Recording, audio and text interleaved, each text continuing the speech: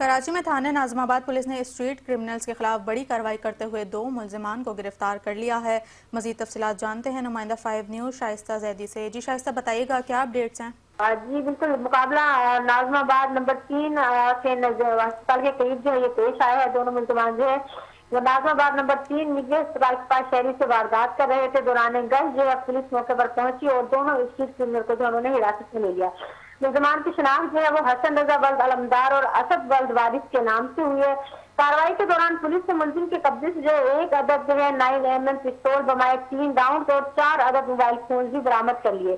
دونوں street criminal جو ہے اس سے پہلے بھی ضلع سینٹرل کے تھانہ نیو کراچی انڈسٹریل ایریا، تھانہ پاپوش نگر اور مختلف تھانہ جات کی حدود میں جو وارداتیں کر چکے ہیں۔